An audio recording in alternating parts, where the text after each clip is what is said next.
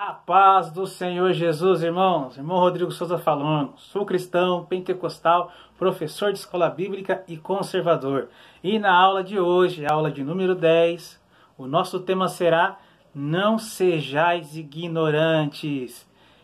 Esse texto está na primeira carta de Paulo aos Tessalonicenses, capítulo 4 e versículo 13.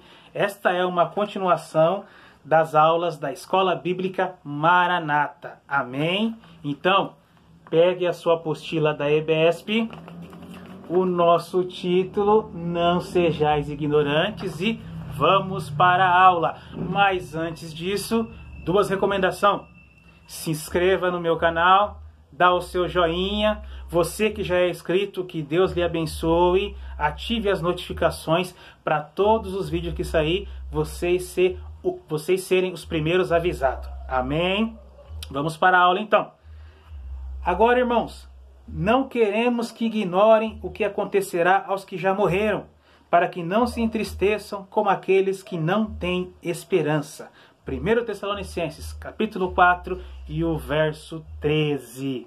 Irmãos, a igreja de Tessalônica foi uma igreja diferente das que Paulo plantou.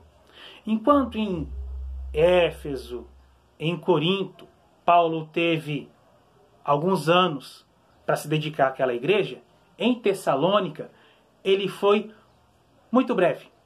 Ele teve uma perseguição justamente no começo e ele teve que abandonar aquela igreja na mão dos obreiros que ficaram. Eram obreiros, eram irmãos gentios que se converteram, judeus também que estavam ali e que constituíram aquela igreja. O que aconteceu? A igreja cresceu muito rápido. Então muitos problemas graves foram surgir o quê? Depois, né?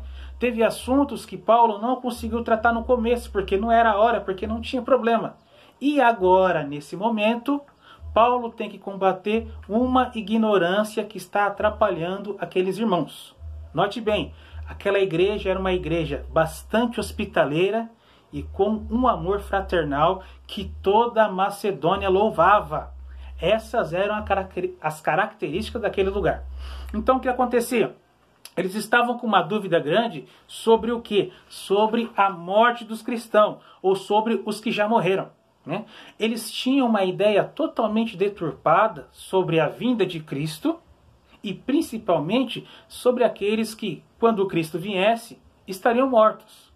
Eles imaginavam que Cristo ia vir buscar a tua igreja, né? arrebatar os irmãos, e depois aqueles que morreram iam ficar mortos, né? Eles tinham uma ideia pagã, uma ideia totalmente deturpada sobre isso. Imaginavam que a alma ia ficar vagando e por aí vai.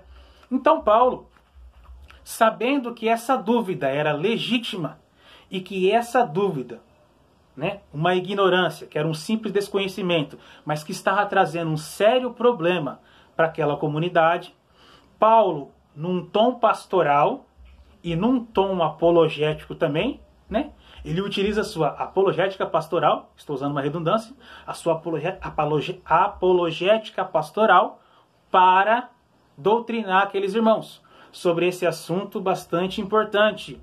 Então, em rápidas palavras, de maneira resumida, olha, vocês estão pensando de maneira errada. Não é assim.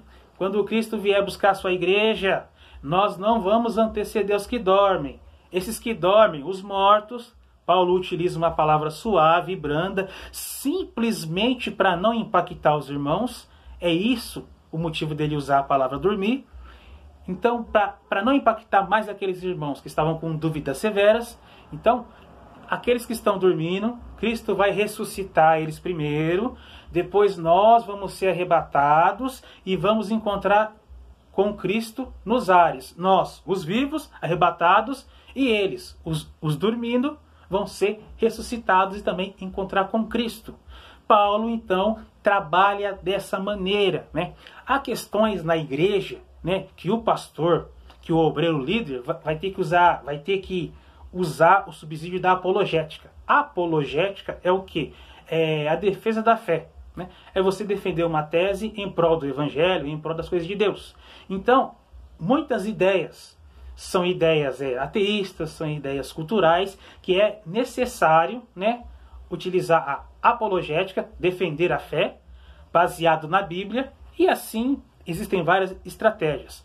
Paulo era um camarada com uma cultura bastante vasta, e é percebível que quando ele usa a apologética, ele consegue tratar da maneira adequada o que a igreja está precisando. Pois bem, outra coisa que estava atrapalhando aquela comunidade era o que? A tristeza.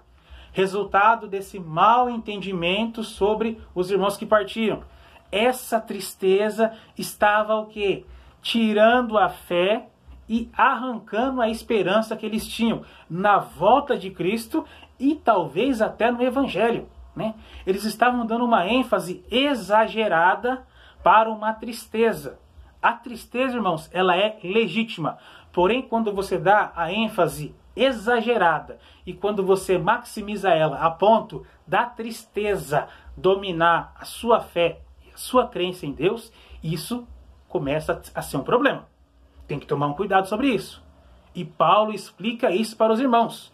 Segundo Coríntios capítulo 7 e o versículo 10, Paulo vai falar sobre a dicotomia que a tristeza pode ter. Enquanto a tristeza de Deus é aquela que conduz ao arrependimento para a salvação, a tristeza do mundo, que era essa que eles estavam tendo, era essa, produz tristeza de maneira que vai gerar morte, você vai perder a fé, você não vai conseguir enxergar a luz do fim do túnel, utilizando uma nomenclatura. Então, Paulo vai trabalhar essa questão na igreja.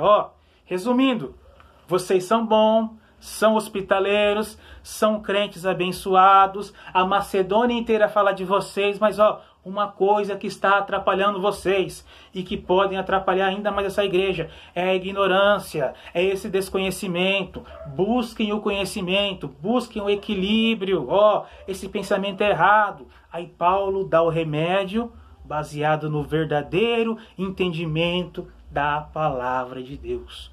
O verdadeiro entendimento da palavra de Deus é aquela que nos conforta. Pode não ser o que a gente está esperando, mas é aquela que conforta. O discípulo vai chegar uma hora que ele vai conseguir entender, né, aquele paradoxo na sua vida, né?